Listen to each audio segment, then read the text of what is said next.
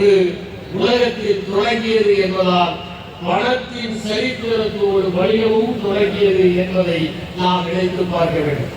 வணிகர்கள் எப்படிப்பட்ட பங்கை இந்த சமூகத்திற்கு ஆற்றுகிறார்கள் என்பதை நாம் சிந்தித்து பார்க்கலாம். அவர்கள் வெறும் பொருட்களை மட்டும் விநியோகிப்பதில்லை, வாழ்க்கை தரத்தையே தருகிறார்கள். அவர்கள் கடைக்கோடி மனிதர்களுக்கும் தேவையான பொருட்களை கொண்டு போய் சேர்க்கிறார்கள். மாநகரத்தில் மட்டும் கிடைக்கிற பொருட்களை ஒரு சிற்றூருக்கும் கொண்டு போய் சேர்ப்பது வணிகர்கள் தான்.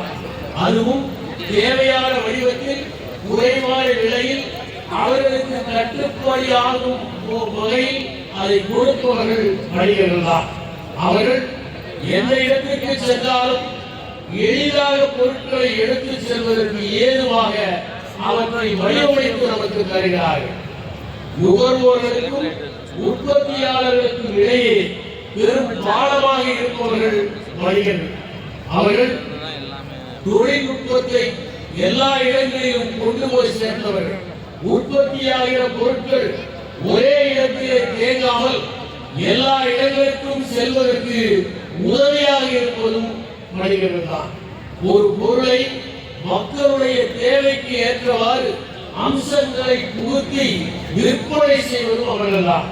ஒரு கட்டத்தில் அதிகமாக ஒரு பொருள் உற்பத்தியானால் அதனுடைய தன்மையை மாற்றி ஆண்டு முழுவதும் பயன்படும் வகையில் மக்களுக்கு விநியோகித்து விலையை நிலைப்படுத்தியவர்களும் வணிகர்கள் தான் என்பதை நாம் புரிந்து கொள்ள வேண்டும். அதனால்தான் சமூகத்திலே வணிகர்களுடைய சேவை என்பது மிகவும் முக்கியம். வர்த்தகராக இருப்பது வேறு, வர்த்தக மனத்தோடு இருப்பது வேறு. சில வர்த்தகர்களாக இருக்க மாட்டார்கள், ஆனால் அவர்கள் சிரிப்பில் கூட பொருள் இருக்கும். காரியம் ஆவதற்காக நம்மிடம் சிரித்து பேசுவார்கள். அவர்கள் நம்மிடம் ஏதாவது உதவி கேட்பதற்காக மட்டும் முகத்தில் புன்னகையோடு வருவார்கள். காரியமானதும் நம்மை கண்டுகொள்ளாமல் வருவார்கள். பதவியில் இருக்கிற போது மட்டும் நம்மிடம் நெருங்கி வருவார்கள். ஓய்வு பெற்ற பிறகு நம்மிடம் நெருங்கி வரமாட்டார்கள். ஆனால் வர்த்தக மனம் வேறு, வர்த்தகம் வேறு. வர்த்தகம் புரிகிறவர்கள் எல்லோருமே வர்த்தக மனமில்லாமல் வர்த்தகத்தை செய்து கொண்டிருப்பதனால்தான் உலகம் சிரித்துக் கொண்டிருக்கிறது என்பதை நாம் புரிய வேண்டும். உலகம் முழுவதும் எண்ணற்ற நாடுகள் இருந்தாலும் இந்தியாவிலே தமிழ்நாடு தான் கடலை கட்டாந்தரையாக எண்ணியது. வங்காள விரிகுடாவை சோழனுடைய ஏரி என்று அழைத்தார்கள். மற்ற நாடுகளில் எல்லாம் கடலை கடந்தால் அவர்களுக்கு தண்டனை என்று இருந்தபோது கடலை கடைந்து கண்டங்களை கண்டு பொருட்களை விற்றவர்கள் தமிழர்கள். திரைகளோடு திரவியம் தேடு என்பது தமிழர்களுடைய பழமொழி.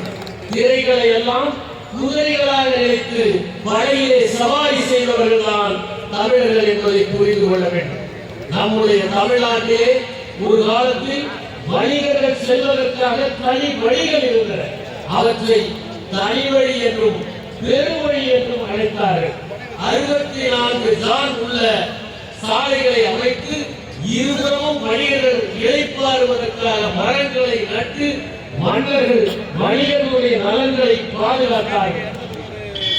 இமயவரம்பன் தன்னுடைய வணிகர்களை பாதுகாப்பதற்காக சிறப்பு படைகளை அமைத்து அவர்கள் நன்றாக வாழ்வதற்காக பாதுகாப்பு ஏற்பாடுகளை செய்தார் என்று குவட்டூர் கண்ணனர் என்பவர் தெரிவிக்கின்றார். நம்முடைய தமிழ்நாட்டில் கொங்கு வழி, கோட்டாற்று வழி, படுகை வழி, வழுக வழி என்கின்ற தனி வழிகளெல்லாம் இருந்தன. இங்கே எண்ணற்ற துறைமுகங்கள் இருந்திருக்கின்றன.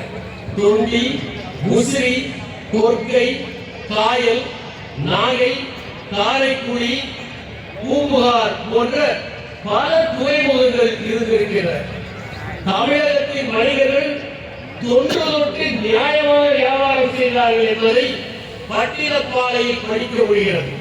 பிறவும் தம்மோடு ஒப்ப நோக்கி கொள்வது மிகை கொள்ளாது, கொடுப்பது குறைபடாது என்று கடியலூர் முத்திரங்கனார் எழுதியிருக்கிறார். பொருள்களை வாங்குகிற போது அதிகமாக வாங்காமல்